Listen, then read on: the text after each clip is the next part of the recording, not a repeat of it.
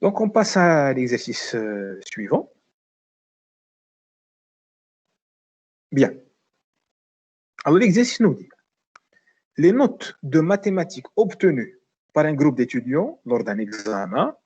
Donc, je m'en ai les notes. On a trouvé ce qui suit. On a 2 étudiants qui ont obtenu la note Mabin 2 ou 4, 5 étudiants, ils ont obtenu la note Mabin 4 ou 6, 8 Mabin 6 ou 8, 14 Mabin 8 ou 10, 16 Mabin 10 ou 12, 12 Mabin 12 ou 14, 9 Mabin 14 ou 16 ou 4 Mabin 16 ou 18. Donc ça, c'est les données observées. Ça, c'est ce qu'on a récolté sur le terrain. Qui corrigina les copies, il les notes, d'accord? Bien, ça se peut, c'est un groupe. On va extrapoler la promo. Donc, on va voir. On vous dit, par quelle loi de probabilité usuelle peut-on procéder à un ajustement de la distribution empirique proposée? Empirique, observé. J'aime l'expérience. Donc, ça, c'est observé. Alors, la loi, c'est à vous de la trouver. On vous dit, quelle est la loi selon vous? Quelle est la bonne loi? Alors, bien sûr, il faut justifier. Quelle est selon vous la loi, la meilleure loi avec laquelle on peut ajuster ces données? Deuxièmement, on vous dit vérifier. Donc, la première question, vous allez proposer une loi et vous allez justifier la loi. Ou la deuxième, vous allez vérifier l'ajustement par un test de Ki-2 avec un seuil de signification alpha égale 0,05. Donc, on vous donne 2 questions. Première, proposer la loi. Si vous vous souvenez, le premier exercice, attendons la loi de Mendel. Le deuxième exercice, attendons la loi de Poisson, ça m'a le paramètre. On a la loi, là, les paramètres. Donc, c'est à vous de tout trouver. Ensuite, c'est à vous de vérifier est-ce que la loi est proposée, elle peut être ajustée ou non. D'accord? Est-ce que, donc, je pense que l'énoncé est clair. Donc, déjà, on commence par calculer le grand N. Donc, l'effectif du groupe, c'est 70. Grand N, c'est la somme des N. Comme d'habitude, 2 plus 5 plus 8, vous trouvez 70. Donc, grand N, c'est 70. Ah. Alors, comment trouver la bonne loi? Alors, il y a plusieurs manières. Hein. Il n'y a pas une seule manière. Il y a plusieurs manières. Mais ici, en particulier, on va faire un petit dessin. Regardez bien. Je vais faire un petit dessin. On a bien 2 ou 4, les notes. Donc là, vous avez le X. Vous avez le X. Vous avez le N. Donc, les notes, on a bien 2 ou 4. On dit 2 étudiants. On a bien 4 ou 6. On dit 5 étudiants. On a bien 6 ou 8. On dit 8 étudiants. Ainsi de suite. Ça, c'est ce qui s'appelle un histogramme. Je fais un histogramme des données. Vous voyez un petit peu ici. Ces données-là, je les représente. ما بين 2 و 4 عندي 2 ما بين 4 و 6 عندي 5 ما بين 6 و 8 عندي 8 ainsi de suite. Donc ما بين 2 و 4 عندي 2 ما بين 4 و 6 عندي 5 ما بين 6 و 8 عندي 8 8 étudiants ainsi de suite. Je fais un histogramme. Alors lorsque je fais le dessin, je dois obtenir une certaine forme qui est connue. Alors là, vous voyez bien, ça c'est une sorte de cloche. Ça fait ceci. Donc, on dit qu'on peut proposer un ajustement par une loi normale. Ça ressemble à une gaussienne. Vous voyez, ça c'est une gaussienne. Donc, normalement, on se dit, d'après le dessin, d'après les données de normalement, on doit pouvoir ajuster les données qu'on a récoltées, par une loi normale, N, M, sigma. Alors, les paramètres M sigma, c'est à nous de les trouver. Hein. D'accord? Donc, puisqu'il faut bien chercher. Hein. Alors, qu'est-ce qu'on va faire? On va approximer, estimer M et sigma par X bar et racine de la variance. Ça, c'est M, c'est la moyenne de la loi normale, et sigma, c'est l'écart type. Alors, qu'est-ce que je vais faire? Je vais les estimer par X bar et l'écart type des données. Alors, ces données-là, je vais calculer ici la moyenne, X bar, et je vais calculer l'écart type, et c'est ce que je vais prendre comme M et sigma. Alors, Donc, l'écart type, la somme des FIXI, bien sûr, là, c'est une distribution continue. Donc, on va prendre le centre des classes. D'accord? Là, on va prendre le centre des classes. Donc, par exemple, de 4, je vais prendre 3. 4, 6, je vais prendre 5, ainsi de suite. Donc, je prends le centre des classes. La somme des FIXI, c'est la somme des NI sur grand N. Grand N ici, c'est 70. Donc, on charge 1 sur 70 en facteur. 1 sur 70 en facteur. Où j'ai la somme des NIXI. La somme des NIXI, c'est quoi? Donc, je viens ici de la table. 2 fois 3, le centre de la classe, plus 5 fois 5, plus 8 fois 7, plus 14 fois 9, ainsi de suite. La somme des NIXI, le tout divisé par 70. Voilà. Donc, grand N, c'est 70. NIXI, tableau, je trouve que c'est 10,69. X bar, c'est 10,69. Donc, la moyenne de tous les étudiants, c'est 10,69. La variance, c'est calcul classique. La somme des FIXI carré. FI, c'est NI sur grand N. Grand N, c'est 70. NI ou XI, le tableau. NI, c'est donné. XI, c'est le centre des classes. Moins le X bar au carré. X bar, c'est ce que j'ai calculé ici. Donc, ça, c'est la variance. Je trouve que c'est 11,9. L'écart type, c'est la racine de la variance. Sigma, c'est la racine de la variance. C'est 3,45. Donc, ici, je vais supposer que je peux ajuster les données que j'ai récoltées ici par une loi normale N de paramètres M et sigma. M, c'est quoi? C'est X bar, 10,69. Et sigma, c'est quoi? C'est l'écart type, c'est 3,45.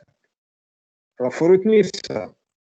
On a calculé deux paramètres. On a calculé deux paramètres. Il ne faut pas oublier ça. Donc, on va proposer un ajustement par une loi normale, N, donc c'est 10,69, 3,45. On va dire, on va émettre l'hypothèse, H0, c'est que X suit une loi normale, N, 10,69, 3,45, N, M, sigma. Alors, les probabilités théoriques, probabilité de AXB, donc si vous voulez, entre 2 et 4, parce que j'ai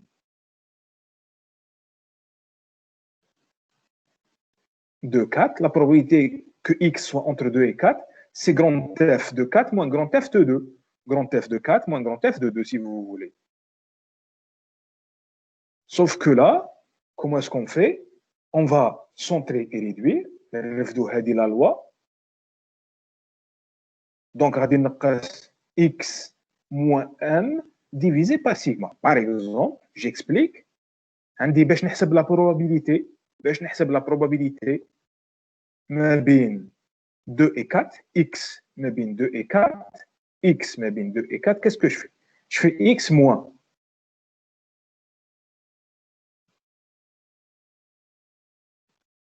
X moins 10,69 divisé par 3,45. On a 2 et 4. Donc 2 moins 10,69 divisé par 3,45. Et de ce côté-là, je vais avoir 4 moins 10,69 divisé par 3,45. Alors, on va dire les deux valeurs, on la table de la loi normale. La table de la loi normale, N01. Alors, la table de la loi normale, Inch'Allah, je vais faire une révision de la loi normale la semaine prochaine. Qui va se faire la table? J'ai préparé une révision. Parce qu'après coup, je me suis rendu compte que vous avez peut-être oublié comment est-ce qu'on calcule. Donc, qui va se faire la table de la loi normale? Je vais faire une révision la séance prochaine, Inch'Allah. Donc, tout ça, on le tire de la table. Hado, qui نحسب ما بين 2 و 4, probabilité ما بين 2 و 4, تخرجها من la table. C'est f de 4 moins f de 2, ça, je dois centrer et réduire. Donc, 4 moins 10, virgule, divisé par ainsi de suite. Je centre, je réduis, je calcule ces probabilités. Je trouve ces valeurs-là. هادو نخرجهم من la table. هادو نخرجهم من la table تاع la loi normale 0,1. Mais après, centrer et réduire. Donc, tout ça, je les trouve de la table. Il y a du calcul. Hein. Il y a du calcul ici. Il y a même beaucoup de calcul ici. Il faut savoir utiliser la table. Bon. Donc, ça, c'est les probabilités théoriques. Guna, probabilité théorique, ce qui s'appelle les effectifs théoriques. Grand N fois PI. Grand N, l'exemple, c'est 70. PI, c'est ça. C'est ce que j'ai calculé, les probabilités théoriques. 70 fois ça. Donc, c'est les effectifs observés. هذا اللي مدوه لنا. هذا مدوه لنا. هذا حسبناه من لا طاب. وهذا اللي سبناهم لا طاب هادو لي probabilités نملتبليهم par grand N l'effectif total. Donc je trouve ces valeurs là. Bien sûr, réflexe à avoir qui نحسب NPI خاصني supérieur à 5. Vous observez que la première n'est pas supérieure à 5. La deuxième n'est pas supérieure à 5. La dernière n'est pas supérieure à 5. Comment est-ce qu'on va faire? On va regrouper l'oul مع الزوج. Vous voyez الزوج هادو les deux sont inférieurs à 5. Admettons. On regroupe هذا مع هذا. Par exemple هنا كان عندي 3 وهنا كان عندي 1. يبقى صغر من 5. Et bien regrouper l'oul مع الزوج مع الثالث. Ainsi de suite jusqu'à dépasser 5. Je regroupe. Alors quand je regroupe le premier avec le deuxième, on va dépasser 5 ici. Donc je vais regrouper ça avec ça et je vais faire la somme ici.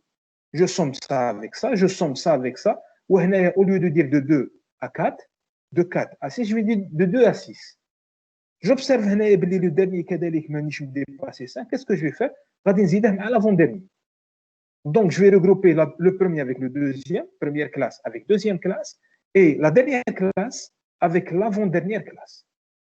Donc j'ai besoin d'avoir la condition NPI supérieure à 5 pour pouvoir appliquer le test de Qui2. Donc je regroupe la première avec la deuxième, la dernière avec l'avant-dernière.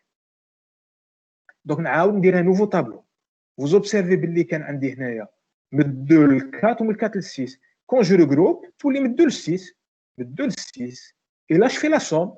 2 plus 5, puisque regrouper 2 plus 5, j'ai 7. Vous voyez un petit peu? Je fais la somme. Ça plus ça fait 0,8. Voilà. Et là, lorsque je fais la somme, 1,4 plus 4,2, je trouve que c'est 5,67. J'ai dépassé 5. La même chose ici. Je regroupe la dernière avec l'avant-dernière. C'était entre 14 et 16. Tout est entre 14 et 18. Et là, j'ai fait la somme. 4 plus 9, ça fait 13. La somme entre ça et ça. Et la somme entre ça et ça. Donc, je trouve un nouveau tableau. Voilà le nouveau tableau. Là, maintenant, la condition NPI supérieure à 5, N fois PI supérieur à 5 est vérifiée. Donc là, je peux appliquer le Qui2. Donc, comme d'habitude, je calcule le Qui2 calculé, la somme des NI moins NPI au carré, le tout divisé par NPI. NI moins NPI, كلشي au carré, divisé par NPI. NI moins NPI, كلشي au carré, divisé par NPI. NI moins NPI au carré, divisé par NPI. Je calcule cette affaire-là, je fais la somme. Il y a un petit peu de calcul là aussi. Je trouve que c'est 1,1060. Donc ça, c'est le Qui2 calculé. Alors bien sûr, on doit le comparer avec un Qui2 théorique. Le Qui2 théorique, نسحق زوج صوالح. Le Qui2 théorique, نحسبوه من لاطاب. J'ai besoin de deux paramètres. Premier paramètre, alpha, seuil de signification بدوه لنا هنا في l'exercice. Ou deuxième paramètre, c'est degré de liberté. Alors je reviens à l'énoncé. هو هنا قالوا لنا alpha égale 0,05. بدوه لنا. Deuxième chose, c'est le degré de liberté. Alors le degré de liberté, attention, degré de liberté, nombre de classes, moins 1. شحال عندي من classe qui يكون عندي les NPI supérieur à 5. عندك تغلط تروح تحسب في في البريمير تابلو. هنا عندي 1 2 3 4 5 6 classes. Donc déjà 6 moins 1. 6 moins 1. Nombre de classes moins 1. Degré de liberté. شحال حسبت من paramètres؟ حسبت 2 paramètres. M et sigma. X bar, اللي حسبناهم X bar ولا racine de la variance. Donc M et sigma. Donc عندي 1 2 3 4 5 6 moins 1 وعاود moins 2. Donc 6 moins 1 هذه دائما nombre de classe moins 1 degré de liberté. ونزيد نقص 2 علاش؟ parce que j'ai calculé deux paramètres اللي هما الام والسيغما تاع la loi normale. D'accord? Alors, donc je trouve que degré de liberté c'est 3. وقالوا لنا alpha c'est 0,05. Donc 3 et 0,05. 3 et 0,05. Je passe à la table. 3 et 0,05. Je remonte à la table. Voici 3 à degré de liberté. 3 et 0,05. Ça fait 7,82. Je pense qu'on l'a déjà calculé. Donc 3 et 0,05, ça fait 7 82. 7, 82.